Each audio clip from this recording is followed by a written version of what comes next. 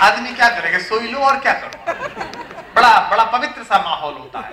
आजकल तो इंटरनेशनल भी किंगफिशर की फ्लाइट चल गई, न्यूयॉर्क जाने लगी एक डायरेक्ट फ्लाइट किंगफिशर की। बड़ा कष्ट, सर भी कह रहे हैं, देखिए बड़ा कष्ट होता है।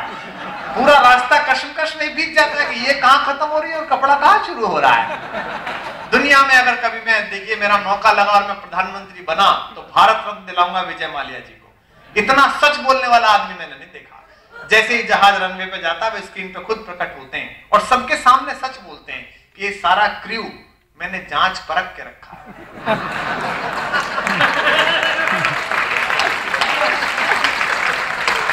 खुद कहते हैं वो। मैंने एक बार हैदराबाद में मिल गए थे रामोजी राव में मुख्य अतिथि से। मैंने कहा सब मैं आपके नौकरी करना चाहता हूँ। अरे बोले इतना महंगा कभी ठीक ठाक बिक रहा है, मेरे क्या नौकरी करेगा। मैंने कहा मैं साहब जांच परख में सहयोग करना चाहता हूँ।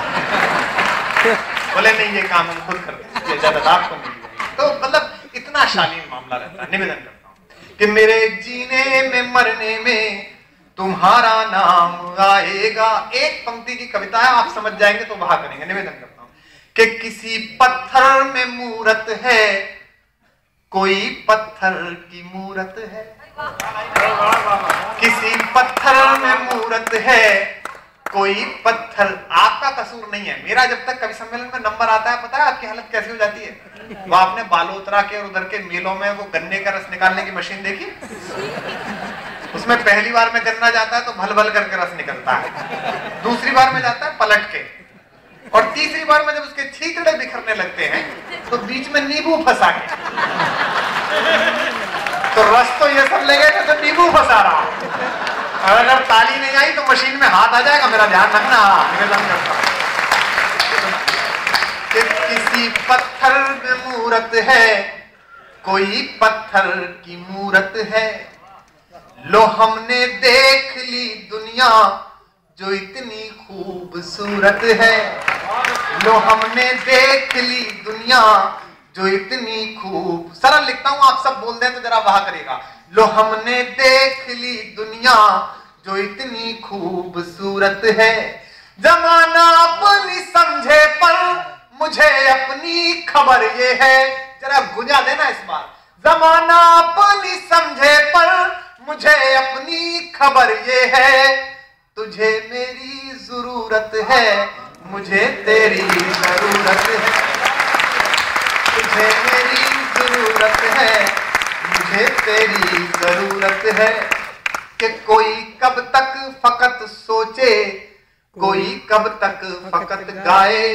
कभी सम्मेलन कराते रहिए। ये अकेली जगह बची है जो सच बोलती है, जो दूसरी जगह जाकर मजाक भी उड़ा सकती है। ये कवि जानते हैं मैं पहला कवि हूं जिसे रेलवे के बोर्ड ने सुरेंद्र शर्मा जी के बाद रेलवे पास दिया था फर्स्ट एसी का।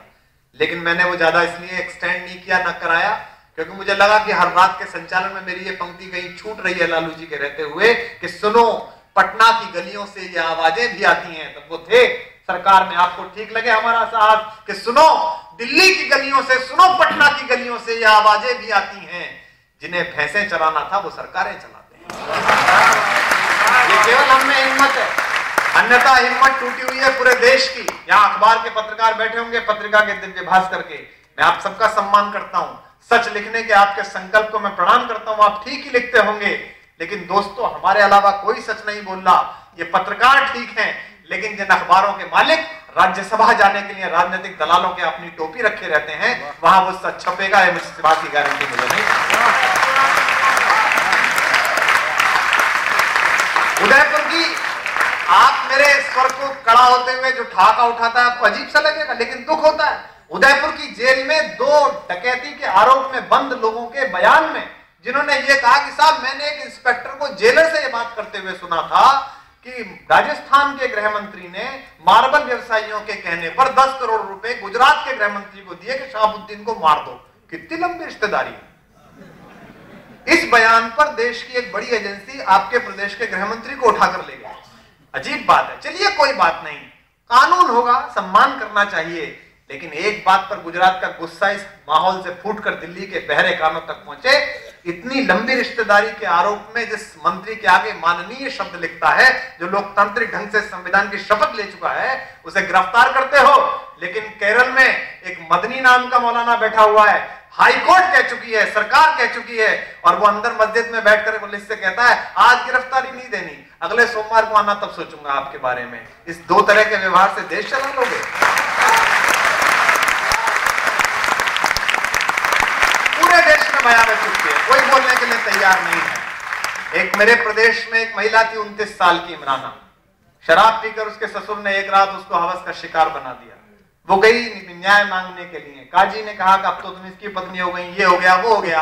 मेरे यहाँ समाजवाद के बड़े मुखिया थे, समाजवादियों की सरकार थी हमारे यहाँ। देश का अजीब दुर्भाग्य है कि समाजवाद के नाम जो एक पार्टी चलती है उसका पोस्टर देखो तो तीनों बाप बेटों के फोटो छपे रहते हैं, इधर मुलायम सिंह जी का, इधर उनके भैया का, इधर उनके बेटे का। ये समाजवाद है जो परिवारवाद से उपजा है। उनके पास गई, उन्होंने कहा नहीं नहीं ये तो आपके घर का मामला है, ताकि वोट ना कट जाए। लेकिन एक राष्ट्रमाता इशरत जहां मर गई है, सारा विधवा विलाप दिल्ली से चल रहा है, कोई दिक्कत नहीं है। मैं कहना चाहता मुझे इस धर्मनिरपेक्षता से सिर्फ एक सवाल पूछना है। दिवाली से पहली रात कांची कामकोटी पीठ के 83 वर्षीय हिंदुत्व के सबसे बड़े आचार्य शंकराचार्य को एक चोर के कह देने पर आप गिरफ्तार कर लेते हैं, कोई बात नहीं, हम सम्मान करते हैं कानून का। लेकिन दिल्ली की जामा मस्जिद में बैठे हुए इमाम को देश की 151 अदालतें अपना सम्मान अंदर नहीं पहुंचा पाई हैं, इसका जवाब भी देश में किससे मांगा जाना है? तब मैं आपको एक आखिरी कविता सुना